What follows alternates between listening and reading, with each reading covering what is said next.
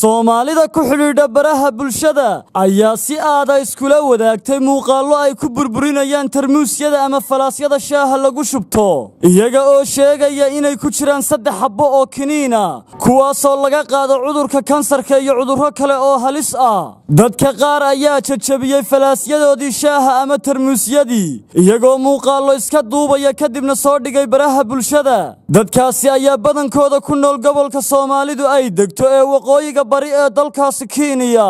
wasiirka wasaaradda caafimaadka ee ismaamulka Gaarisa Axmed Naadir Cumar oo warbaahinta la hadlay ayaa sheegay inaanaysan jirin wax cudur ah oo laga qaado falaasyadaasi shaaha lagu shubto waxaana uu sheegay in dadweynaha ay xaq u leeyihiin inay caafimaadkooda ilaashadaan waxa uu leeyahay wax walba oo dalka Kenya soo gelaya baaritaan ayaa lagu samaynayaa warfidiyeenada gobolka waqooyi bari ee dalka Kenya ayaa goobjoog u ahaa qaar ka mid ah dadku markii ay jajabinayeen falaasyada shaaha ay ku shubtaan waxaana ay sheegeen in hadda wixii ka dambeeyo aysan adeegsan doonin falaasyadaasi shaaha lagu shubto balse jamlad ama kirli ay isticmaali doonaan Xariiro Xasan oo ku nool magaalada Gaarisa ayaa waxa ay tiri waxa aan arkay gabdho dariskayga ah oo falaasyadoodii shaaha jajabiyay iyaga oo sheegaya inay ku arkeen 3 xabbo oo kiniina kuwaasoo laga qaado cudurka kansarka aniga kayga hadda ayaan jajabin rabaa waxaan fiirin rabaa waxa ku jiro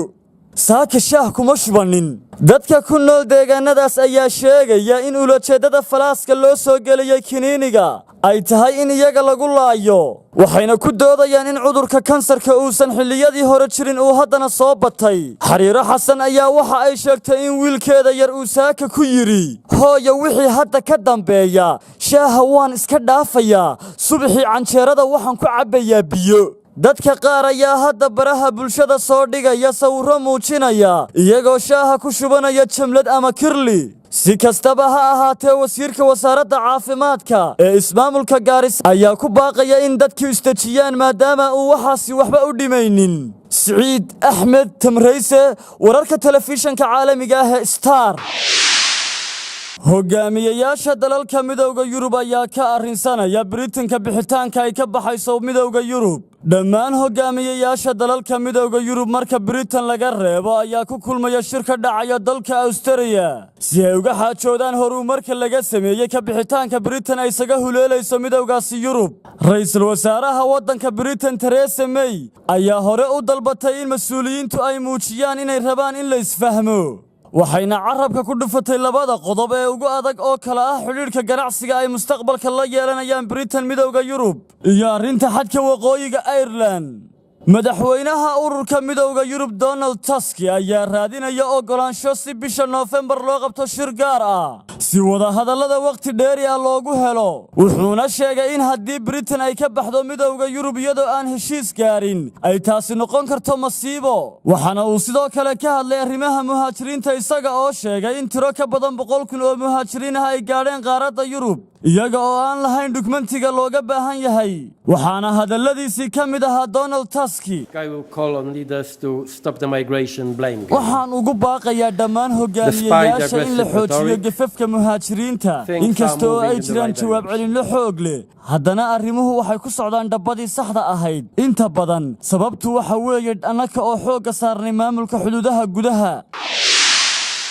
dawladda Nigeria ayaa laashay qorshihii ay dib ugu bilaabaysay shirkadda qaran ee diyaaradaha ee waddankaasi Nigeria dawladda Nigeria ayaa baajisay qorshe ay dib ugu hawlgelin lahayd shirkadda qaran ee diyaaradaha arrintan ayaa imanaysa kadib markii dawladdu baahisay dib u hawlgelinta shirkaddaasi wasiirka duulista hawada ee Nigeria ninka lagu magacaabo Hadi Sirika oo warkaasi ku baahiyay barta uu ku leeyahay Twitter-ka ayaa sheegay in wasaaraddu ay qaadatay go'aan adag marka ay baajisay qorshihii dib loogu hawlgelinayay shirkadda diyaaradaha ee qaranka wasiirka ayaa warkaasi faafiyay kadib kulan uu la yeeshay golaha wasiirada bulshada ayaanu u mahad celinaynaa sidii caadada ahayd ayuu hadalkiisa sii raaciyay wasiirku shirkaddan diyaaradaha oo loogu yeedhi lahaa Nigeria Air ayaa qorshaha dib loogu bilaabi lahaa si qurux badan loogu soo bandhigay bandhiga caalami ah bandhigaas oo ahaa kan loo qabto diyaaradaha oo dhacay bishii Luulyo ee sanadkan wararka ka imanaya deegaanka Balbaleyti ee dalka Itoobiya ayaa sheegaya in qoysas Soomaali ah ay qowmiyad kale ku godoomisay deegaankaasi Soomaalida ku nool deegaanka Balbaleyti oo ka tirsan gobolka Oromada ee dalka Itoobiya ayaa ka cabanaya dhibaatooyin ay sheegeen inay kala kulmaan qowmiyad kale oo ay deegaankaasi wada degaan dadkan ayaa sheegaya in qoysas badan oo Soomaali ah ay ku xayiran yihiin deegaankaasi isla markaana loo diiday inay halkaasi ka baxaan iyadoo sida ay sheegayaan ay jiraan dhibaatooyin kale oo loo geysanayo dadkaasi Soomaalida ah waxaana ay sidoo kale sheegeen inay xaaladdu ku adag tahay wixii warar ah ee ka soo kordhana waxaad kala socon kartaan wararka dambe fanaanka reer Uganda ee Bobby Wine oo heesaa isu bedelay ayaa sheegay inuu ka cabanayo inuu ku laabto wadankiisa Uganda sababtana waxa uu ku sheegay qaabka sida ay dawladdu u dhaqmayso waxa uu hadalkaasi ka sheegay garoonka caalamiga ah ee Jomo Kenyatta ee ku yaala magaalada Nairobi ee dalka Kenya ka hor inta uusan diyaarad u raacin wadankaasi Uganda ammaanka ayaa aad loo adkeeyay wadada isku xidha garoonka diyaaradaha ee Entebbe iyo magaalada Kampala waxaana ay ciidamadu wadadaasi ku sameeyeen jidgooyooyin badan oo ay ku baarayaan baabuurta wadadaasi isticmaalaya mas'uuliyiinta dalkaasi ayaa taageerayaasha Bobby Wine uga digay inay aadaan garoonka uu ka soo degayo Bobby Wine ama xitaa fagaarayaasha ay ku qabtaan dabaaldegyo ay ku soo dhaweynayaan qareenada u doodaya xildhibaanka Bobby Wine ayaa sheegaya in iyagu hormuud ka noqonayaan dadka doonaya inay soo dhaweeyaan xildhibaanka Bobby Wine ayaa isku dayaya inuu isu muujiyo shacabka reer Uganda oo uu isaga dhigo inuu yahay siyaasiga dadka reer Uganda ay ku bedelan karaan madaxweyne Yoweri Museveni Saciid Axmed Tamreyse wararka telefishinka caalamiga ah ee Star